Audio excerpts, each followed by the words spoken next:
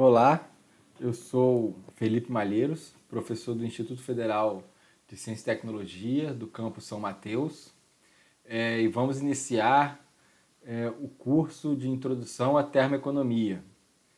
Essa é a primeira turma do curso, é a turma número 1 de 2020, e nós vamos fazer esse curso de maneira online para os alunos do Instituto Federal do campus São Mateus. Bem, o nosso curso será dividido em 9 aulas, será o nosso planejamento. 9 aulas onde será transmitido conteúdo.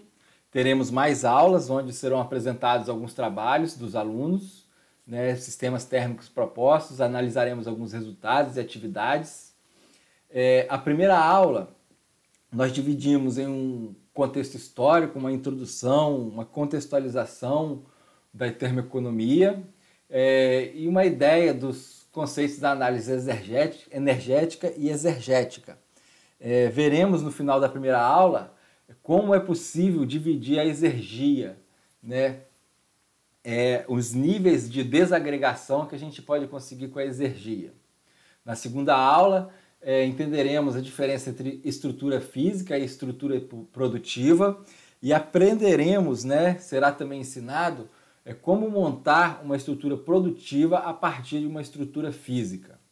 Na terceira aula, veremos a influência dos modelos termodinâmicos nos resultados das análises termoeconômicas, bem como nos sistemas térmicos. Também introduziremos os conceitos de formação do custo monetário de alguns equipamentos. Quais são os parâmetros que influenciam no preço do componente?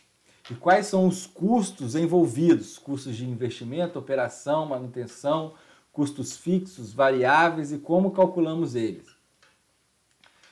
E na aula 4, iniciaremos e apresentaremos os principais modelos termoeconômicos que estudaremos nesse curso. Tá? Veremos o modelo E, o modelo EIS e o modelo HS. Para fins de ilustração, será apresentado o modelo UFS e algumas variações. É claro que haverá uma introdução sobre os primeiros modelos termoeconômicos propostos. As demais aulas 5, 6, 7, 8 e 9, apresentarei de maneira prática e objetiva estudos de caso. Iniciaremos com o clássico problema Cegan, como ele foi proposto, quais foram as metodologias abordadas, quais foram as mudanças das metodologias para hoje e os resultados que o problema chegou. Depois utilizaremos o trabalho da avaliação das metodologias da desagregação da exergia, com vários estudos de casos de sistemas a gás e sistemas a vapor, e depois partiremos para uma avaliação termoeconômica com a abordagem do CO2. Faremos a avaliação exergoambiental.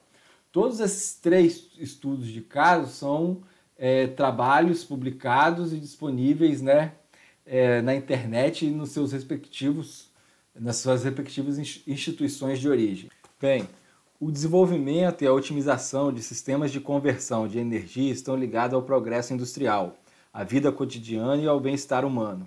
A crescente demanda de eletricidade e outras formas de energia incentivam o seu desenvolvimento e pesquisa de sistemas mais eficientes com menor consumo de combustíveis. Fatores econômicos e ambientais devem ser observados nesses sistemas. Menores custos de investimento, baixas emissões, baixos impactos ambientais e redução do consumo de fontes naturais são fatores que devem acompanhar o desenvolvimento populacional. A tomada de decisão e a alocação de recursos nem sempre são fáceis.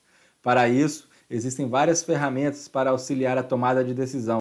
Neste curso serão abordados a teoria e os conceitos da análise exergoeconômica e exergoambiental. O objetivo da otimização exergoeconômica é reduzir os custos totais dos produtos do sistema, sendo possível verificar se uma modificação da estrutura produtiva ou dos parâmetros operacionais dos componentes é economicamente viável no projeto. Já a análise exergoambiental verifica como está a geração de poluentes, identificando o componente que mais polui ou selecionando qual sistema apresenta quantitativamente menor impacto ambiental. Ambas as ferramentas relacionam a análise exergética, como indicadores econômicos ou ambientais. A exergia é uma combinação da primeira lei com a segunda lei da termodinâmica.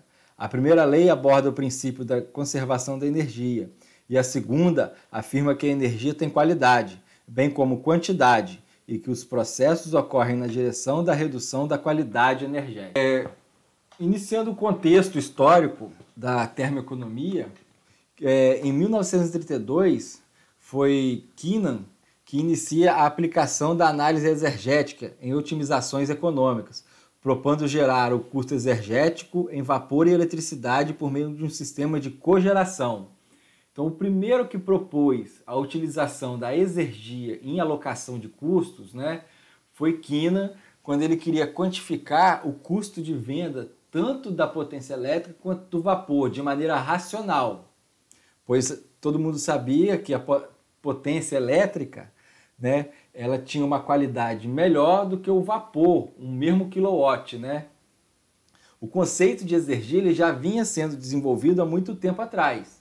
Então foi a primeira vez que tentou-se essa aplicação. Foi em 1938 que Bozjakovic desenvolveu a análise da segunda lei como lema: lutem contra as irreversibilidades. O trabalho foi interrompido com a Segunda Guerra Mundial, mas retorna depois com intensidade nos anos 50, com vários outros estudos. Foi em 1956 que Hunt, ele publica um artigo e propõe o uso da palavra exergi, que ficou depois para a gente exergia, que significa o trabalho que pode ser extraído. Então a origem desse X, da palavra exergia, tem a ver com extract, seria retirar a exergia da energia, seria extrair a energia de boa qualidade da energia, que ficou o nosso conceito de exergia. Ele apresentou os seus fundamentos e a maneira como se estruturou o termo, que ganhou aceitação no mundo todo. Depois, em 1962, baseado em vários estudos anteriores, Tribus e Evans, quem propõe o termo termoeconomia. Os estudos deles foram focados em plantas de dessalinização. Foi na década de 90 em que ocorre o florescimento do estudo da termoeconomia. Em 83, Tissaroni propõe, então, o termo exergoeconomia, que seria a área, a ciência, a metodologia dentro da termoeconomia que faria a análise térmica em base exergética juntamente com os conceitos de economia. Em 1987, o Congresso ECOS, que tinha como premissa eficiência, custo, otimização e simulação, garante uma edição completa para o estudo da termoeconomia. Atualmente, o Congresso ECOS ele possui linhas de pesquisa também relacionadas a impactos ambientais e sistemas energéticos. Em 1990, foi proposto o problema Sagan, onde as iniciais representam o primeiro nome dos 4 principais autores. Esse problema Sagan foi apresentado no ECOS 92. Em 94, a revista International Energy teve um número integralmente dedicado ao estudo da termoeconomia, onde foram publicados 5 artigos do problema Sagan, no qual o primeiro artigo descrevia o ciclo a ser estudado, a turbina a gás com regenerador, e os outros 4 artigos apresentavam a metodologia de 4 autores diferentes. O objetivo do artigo era comparar as metodologias. Entretanto, o artigo apenas expôs a metodologia de cada autor e não foi feito um fechamento de comparação das metodologias. Depois, em 99, Cerqueira, se não me engano, da Unicamp e da USP, propõe, né, um trabalho e compara essas metodologias do artigo Segan. Bem, aqui é só para vocês terem noção, né, que a Energy disponibilizou uma sessão só para o problema de termoeconomia, né? Hoje a Energy ela tem um fator de impacto de 6. Isso aqui foi retirado essa semana do site, né? Aqui são algumas revistas da nossa área de térmicas. Tem impacto 8, 4.9, 3.4. Né? O fator de impacto é o quê? O fator de impacto ele é o número de artigos publicados 2 anos antes ao ano do valor, né, do número do fator de impacto, dividido pela quantidade de artigos citados. Então, quanto maior esse número, melhor, né? O que acontece? Revistas tem fator fora da área de engenharia de saúde, de biologia, de genética, elas têm um fator de impacto muito maior. Eu trouxe como exemplo a Nature e a Science, que tem um fator de impacto desse ano, né, tá 24 e 20. E esse fator de impacto, devido à situação da pandemia, né, vai acontecer várias publicações, essas revistas nessa linha vão ter um fator de impacto, um aumento absurdo, né? Só para vocês terem uma noção disso daí. Bem, quais são as áreas de aplicação, né, da termoeconomia? Termoeconomia é possível trabalhar com diagnóstico, otimização e alocação de custos. Bem, como trabalhar com diagnóstico? Através da aplicação das metodologias termoeconômicas, é possível identificar, por exemplo, o mau funcionamento de um equipamento com base nos conceitos exergéticos. Ou, mesmo que 2 equipamentos estejam com uma eficiência exergética baixa, a intervenção, pode-se priorizar a intervenção em equipamento devido ao menor custo impactado naquele fluxo.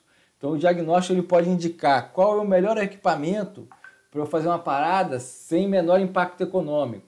Qual é o melhor equipamento para eu fazer uma parada que vai causar menos impacto na eficiência do sistema. Tá? E otimização, o projeto de otimização é que visa. A otimização ela pode ser uma otimização econômica, uma otimização tecnológica ou uma otimização ambiental. Né? A otimização econômica seria, por exemplo, você visar condições de operação de menor custo da planta, ou menor custo de combustível. Né? Uma otimização tecnológica, né, seria você visar, por exemplo, uma máxima eficiência, uma máxima produção de trabalho, uma máxima produção de vapor. E uma otimização ambiental seria, por exemplo, reduzir as emissões de CO2, né, de gases, né, na atmosfera. A otimização ela pode ser de projeto ou de manutenção de operação. Ambos podem ser uma análise, né, uma otimização tanto paramétrica quanto estrutural. Uma otimização paramétrica vai levar em conta os parâmetros de operações do equipamento, a relação de pressão, temperatura, pressão de operação. E a otimização estrutural, ela leva em conta a adição ou retirada de algum equipamento. Por exemplo, avalie-se que a utilização de 3 regeneradores fechados não é vantajoso, sim 2. Um desaerador é melhor do que 2. Né? Uma turbina de condensação, uma turbina de contentar pressão trabalhando em série, paralelo. Isso é otimização estrutural. A alocação de custo nada mais é do que uma metodologia para você vai usar as metodologias termoeconômicas para dar valores aos seus fluxos, sejam físicos ou produtivos. Tanto o diagnóstico quanto a otimização, geralmente se faz alocação de custos para você fazer uma análise diagnóstica ou de otimização. Né? E só para lembrar, a análise de projeto, a planta ela pode ou não existir, às vezes você não tem a planta, então chama-se design of design. Bem, o termo termoeconomia significa o quê? É uma disciplina que visa combinar os conceitos da termodinâmica e da economia na modelagem de sistemas térmicos. E foi proposto esse termo pela primeira vez por Tribus e Evans. E Tissarones, em 85, propôs o termo exergoeconomia. É uma das metodologias da termoeconomia, que valoriza os fluxos internos do sistema térmico pelas suas exergias. Bem, aqui nós temos uma unidade produtiva. O que é essa unidade produtiva? É uma fábrica, é uma termoelétrica. No nosso caso, que a gente está estudando sistemas térmicos, nós vamos falar sempre de alguma usina térmica, né? Então, uma unidade produtiva, ela tem um consumo de combustível e um produto, né? Monetariamente, ela tem um custo de operação. Então, se fizermos um balanço econômico, o custo de combustível mais o custo de equipamento vai nos fornecer o custo de produção. Isso é fácil de resolver. Então, esse custo, que é, por exemplo, em dinheiro por segundo, né, monetário no tempo, a gente pode destrinchar ele em um custo específico vezes o fluxo de energia. No nosso caso, vou explicar por que a gente usa exergia e não energia. Esse custo específico ele é dinheiro por quilojoule, dinheiro por energia.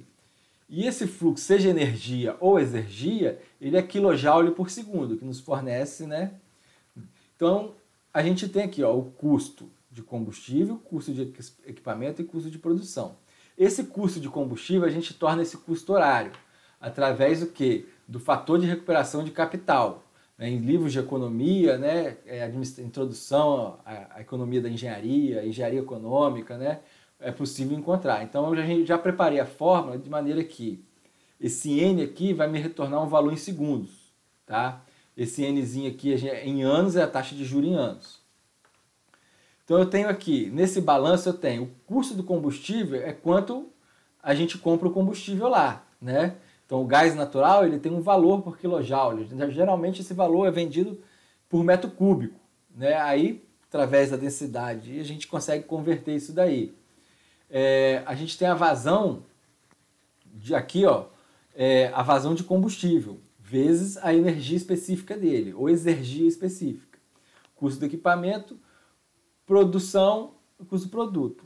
Para exemplificar de maneira mais fácil, vamos entender isso aqui como uma termoelétrica. A gente consome gás natural, gera apenas eletricidade, tem o custo de equipamento.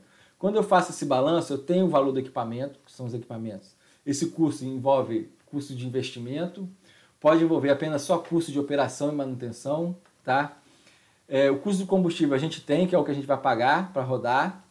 E o custo da produção da energia elétrica a gente tem, que é o valor que é contratado lá na EDP, no nosso caso aqui no Espírito Santo, que é o valor que é contratado de venda, né? Então a termoelétrica pode vender aquele valor de tantos reais o quilowatt-hora, por exemplo. E a gente vai chegar num custo de produção, tá? Então aqui não tem problema em resolver isso aqui é simples, tudo tem. Só que o que a gente vende lá na Excelsa é potência elétrica. A exergia da potência elétrica é a própria potência elétrica. Só que se eu usar aqui a energia do combustível, eu tenho que 1 megawatt de combustível não é 1 megawatt de trabalho mecânico, que é igual que vai ser não é a mesma analogia que ocorre lá no gerador. Então por isso que a gente usa a exergia do combustível, não a energia. Porque assim a gente vai ter um valor do custo de produção mais racional. Porque quando eu uso a exergia, quer dizer que eu uso toda a boa qualidade da energia que eu poderia converter em energia mecânica. Então aqui, ninguém precisa ser igual no nosso curso, porque o curso é voltado para os meninos de engenharia mecânica. Não precisa ser engenheiro mecânico para você resolver esse problema e falar quanto que é o seu custo de produção. Você faz um projeto, estima o custo de produção, seus executivos vão estudar uma margem de lucro e vão definir o preço de venda. Acabou. Isso aí, alguém que faz administração, alguém que tem experiência na área, consegue resolver isso muito simples, tá? Então, tem a definição, o que é o custo? O custo monetário, o custo exergético, já vou falar sobre o custo exergético. Então, tem o custo monetário, que é dinheiro por segundo, e o custo monetário unitário, que é o nosso dinheiro por quilojoule. Na indústria, geralmente, não se usa muito quilojoule, então a gente vai poder usar dinheiro por quilowatt-hora, que também é uma medida de energia. Bem, na situação anterior era fácil resolver. Aí agora a gente tem dois produtos, você tem potência elétrica, tá? E calor. Então, isso em unidade de cogeração. O calor é usado em um processo, por exemplo, na planta de papel e celulose, por exemplo, na planta sucroalcooleira, ou uma planta de dessalinização, ou na indústria do concreto também gera calor, gera potência elétrica e calor. Então, vários sistemas de cogeração tem como produto potência elétrica e calor útil. Esse produto calor útil vai para um processo que é utilizado. Então, como a gente... Agora, o que acontece? Uma equação. Com essa uma equação, agora eu tenho duas variáveis, o custo da potência e o custo do calor. Não consigo mais resolver. Então, o que era simples quando a gente tinha apenas um produto, agora se complicou, porque eu tenho apenas uma equação e não consigo resolver. Repara que esse balanço de custo é balanço de custo monetário. Tá? E aqui eu deixo aqui a quantidade de calor, eu deixei em base energética. Tá? Lembrando que no lugar do PCI, a gente tem que usar a exergia específica do combustível, para que a gente entenda que esses custos de potência e calor, eles serão divididos de maneira racional, tá? Não de maneira, a mesma coisa que comparar maçã com laranja. Então, aqui o custo do equipamento, ele pode envolver o custo de investimento, o custo de operação e manutenção fixo, que são as manutenções, né, preventivas e preditivas, e os custos de operação e manutenção variável, que são as manutenções corretivas, que não tem, é complicado prever. Até é possível prever algumas corretivas, que é mais fácil deixar quebrado do que consertar, do que prevenir, né? Então, a gente vai ter um módulo de uma aula que eu vou falar só como esses custos são divididos. O que são custos fixos, o que são custos variáveis, como a gente divide custo de investimento, custo de operação e manutenção.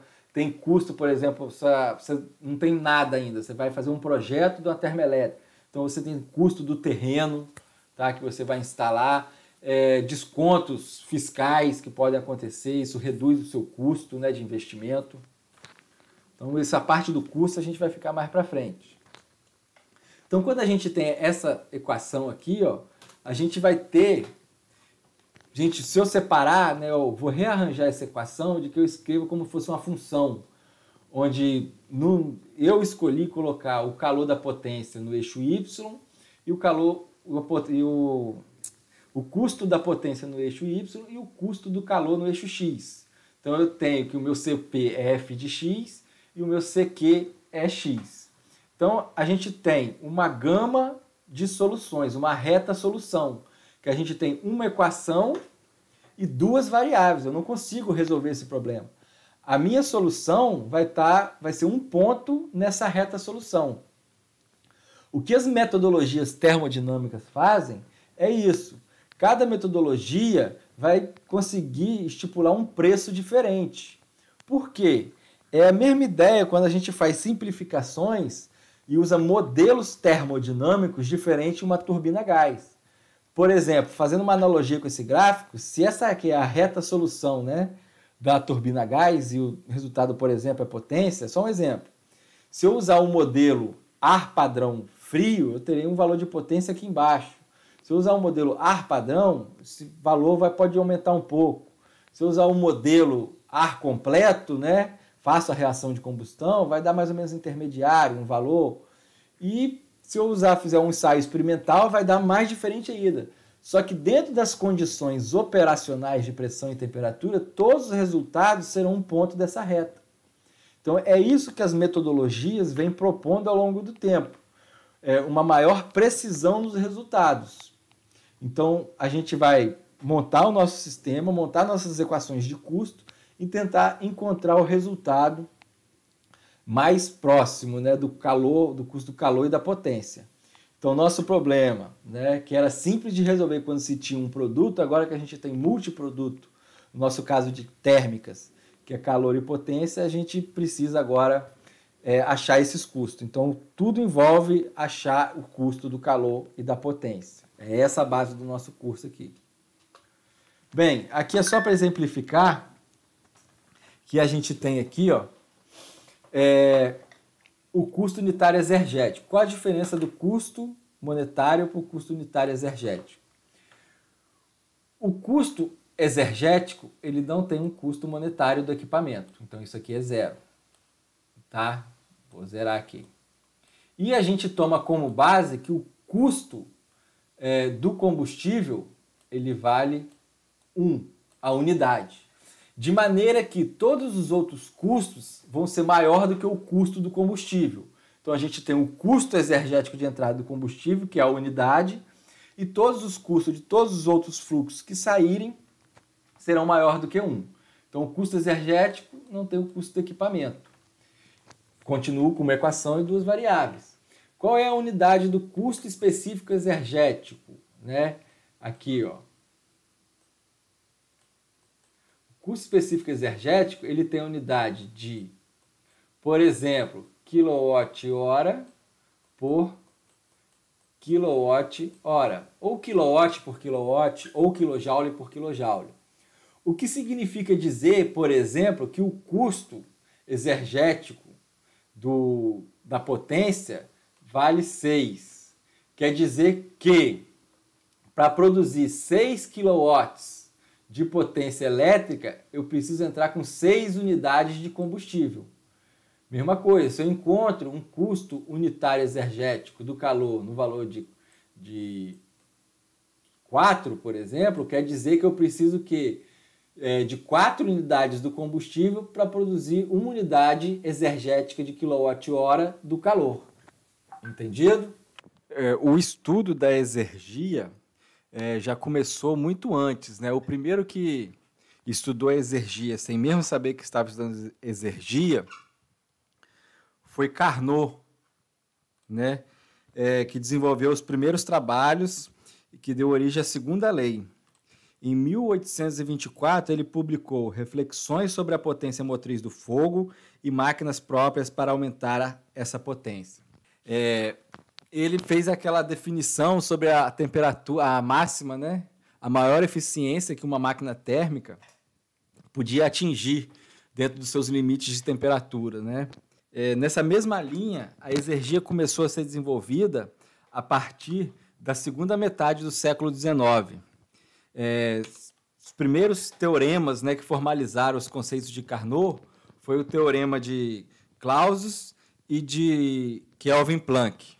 Clausius falava que era impossível existir transferência espontânea de calor de uma fonte fria para uma fonte quente. O enunciado de Kelvin-Planck se resumia em que é impossível você construir uma máquina térmica com eficiência de 100%. Kelvin, ele ganhou esse nome porque ele foi nomeado Lord Kelvin, né? Por causa da escala Kelvin que ele inventou. O nome dele é William Thomson, também conhecido no pessoal da elétrica aí. Depois houve contribuições, né, de Gibbs e Maxwell. Gibbs em 1873 e Maxwell 2 anos depois, em 1875, né, onde fizeram vários trabalhos que contribuíram para a análise exergética. Eles utilizaram alguns trabalhos de William Thomson, do Lord Kelvin. Os precursores da análise exergética foram Guy e Stodola, né? Guy, foi ele quem desenvolveu, né, a teoria da dupla camada elétrica. O pessoal da química conhece muito, né? E Stodola trabalhou muito na área de turbinas a vapor para a época dele. Tá? Eles desenvolveram a teoria da energia disponível. Eles derivaram as mesmas expressões do trabalho de entropia de Maxwell, que foi desenvolvida 23 anos antes. E, em 1932, John Keenan inicia a aplicação da análise exergética em otimizações econômicas, propondo gerar o custo exergético em vapor e eletricidade por meio de um sistema de cogeração. Então aí começa a coincidir o início da termoeconomia com John Keenan e parte dos estudos da exergia. Claro que os estudos da exergia continuaram, assim como da termoeconomia. De acordo com Farias, 2014, quando ele ainda acordava cedo, não acorda igual agora, só acorda na hora do almoço, a análise exergética é uma ferramenta indicada na avaliação e solução para uma melhor utilização da energia disponível, pois tem capacidade de distinguir as perdas de energia para o ambiente e as irreversibilidades externas do processo. O que acontece? Um bom exemplo disso é uma termoelétrica. Por uma análise de primeira lei, as perdas de energia pelo condensador, através da água de resfriamento, serão significativas e vão representar aproximadamente 2/3 da energia fornecida à usina. Já a análise exergética mostra que praticamente não há perdas de energia utilizável no condensador. A perda real ocorre na caldeira, onde se produz grande irreversibilidade associada à reação de combustão e transferência de calor com grandes diferenças de temperatura. A exergia é o trabalho máximo que pode ser obtido quando uma quantidade de matéria ela é levada ao estado de equilíbrio termodinâmico com o meio ambiente, que é a sua referência. A gente vai usar o meio ambiente como referência, envolvendo interações apenas com os componentes do meio ambiente através de processos reversíveis. Bem, a exergia ela é a soma da parcela da exergia física mais a exergia química. A parcela química ela depende da composição química do fluxo, da temperatura e da pressão relativamente ao ambiente de referência. A parcela térmica e a parcela mecânica, que somam a exergia física, elas dependem da temperatura e da pressão do fluxo, relativamente, de novo, à pressão e à temperatura de referência, respectivamente. Então, a parcela da exergia física ela não depende da variação da composição do fluxo, enquanto que a exergia química ela depende mais da composição dos elementos. Para modelos que consideram o comportamento de gás ideal, a exergia física pode ser calculada dessa forma, que apresenta a equação abaixo. Aqui nós temos onde m ponto é a vazão mássica, Cp é o calor específico e R é a constante universal dos gases. T0 e P0 representam, respectivamente, a temperatura e pressão de referência. Tá? E nós vamos chamar esse modelo de exergia total, onde a gente vai escrever um único valor da exergia física, de nível 1. Então, de agora em diante, eu vou apresentar para facilitar lá na frente o entendimento dos modelos termoeconômicos, como a gente pode separar a exergia, as parcelas, os níveis de desagregação da exergia. Tá? Isso é termodinâmica, eu só preciso que vocês entendam só como podemos separar as formas, né, propostas. Né? Bem, então esse é o nível 1, a exergia física é toda essa parcela aqui. É possível, né, a gente separar essa exergia em uma parcela térmica e uma parcela mecânica, onde, por exemplo, a parte da entropia, metade dela é a parcela térmica, e outra metade, assim, o lado esquerdo da entropia é a parte térmica e o lado direito é a parte mecânica. Então, o que a gente vai chamar de nível 2A se trata da desagregação da exergia física em suas parcelas térmicas e mecânicas. Tá? Os dois primeiros termos aqui vão representar a parcela térmica, que vai depender da variação de temperatura.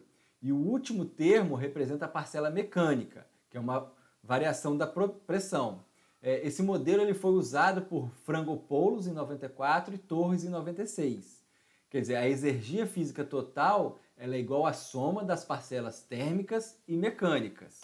O nível que a gente vai chamar aqui de 2B, então a gente tem o nível 1, exergia física toda.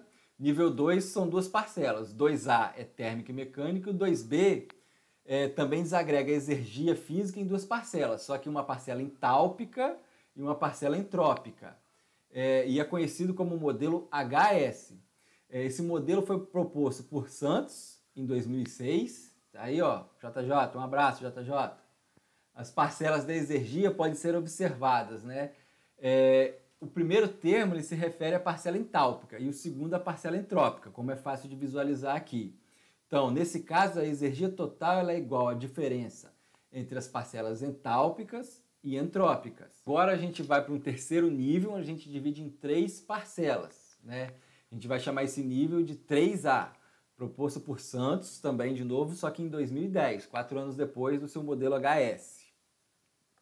Então, esse nível 3A ele trata uma metodologia de desagregação da energia aplicada pela primeira lei, né? E ela é considerada como uma extensão do nível 2B, que a gente viu anteriormente. Porque ele mantém as parcelas entálpica e entrópica. A diferença é que a parcela entrópica ele divide, né, em térmica e mecânica. Tá? Então, a entropia total ela vai ser a entropia total vai ser a diferença entre as suas componentes térmicas e mecânica, sua componente térmica e mecânica. Lembrando que isso é para gás ideal, tá? Agora nós temos o que a gente vai chamar de nível 3B. No nível 3A, a parcela entrópica foi dividida em térmica e mecânica. Agora no nível 3B, modelo proposto por Lourenço, em 2011, né? Esse modelo ele desagrega a parte entálpica. Essa parte entálpica a gente sabe que é a energia interna, mas é a energia de fluxo. Então ele separa, né? Essa metodologia ele chamou o nome de modelo UFS, que nada mais é, de novo, uma extensão do nível 2B, usado pelo modelo HS. Tá? Ele mantém as parcelas entálpica e entrópica, e ele desagrega apenas a entálpica, em energia interna e energia de fluxo. Tá? Então quer dizer o quê? Que a energia física total é a combinação dos três, definida como a energia interna, a parcela da energia interna, a parcela da energia de fluxo e a parcela entrópica. Bem, por que a gente está vendo esses níveis de desagregação? Isso vai ajudar muito quando a gente for tratar um equipamento. Por exemplo, um gás ideal passando por um compressor, a parcela total da energia física, ela aumenta. E a sua parcela térmica e mecânica também aumenta. Então fica fácil de entender isso.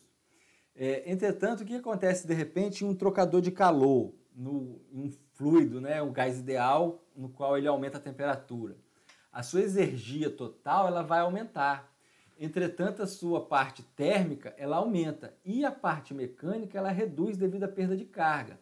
Então, no balanço global da energia física ocorreu aumento, mas as parcelas, uma aumentou e outra reduziu. Então isso vai nos ajudar a modelagem de cada equipamento que tem sua especificidade do que acontece com as parcelas exergéticas, ou parcela entálpica, ou parcela entrópica, ou energia interna. Bem, o último nível, né, que a gente vai ver aqui, o que acontece? Ele desagrega a energia física em parcelas de energia interna, trabalho de fluxo, e a entrópica, em térmica e mecânica, né? Ele pode ser considerado como uma combinação dos níveis 3A e 3B, pois utiliza os conceitos desses níveis para desagregar a energia em 4 termos. Ele mantém as parcelas de energia interna e de trabalho de fluxo, assim como no nível 3B, que a gente viu, e desagrega a parcela entrópica em suas componentes, térmica e mecânica, semelhante ao que é feito no nível 3A.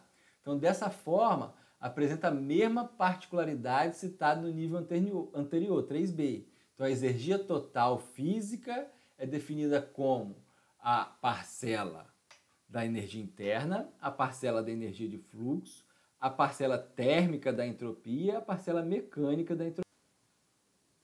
Então, de acordo com o que a gente viu, então a gente vai separar do nível 1 ao 4, né, a forma de desagregar a energia para gases ideais, tá? Então isso daqui é possível, né, verificar a parcela, a energia total, a energia térmica, mecânica, dividir em entálpica, entrópica, né, dividir a entropia em térmica e mecânica. Fica fácil de visualizar isso para as equações de gás ideal. Agora a gente vai ver a desagregação física da energia, né, da energia física, desculpa, para fluidos reais. A gente vai ver que para fluido real isso já começa a complicar, que vai ser a nossa próxima aula.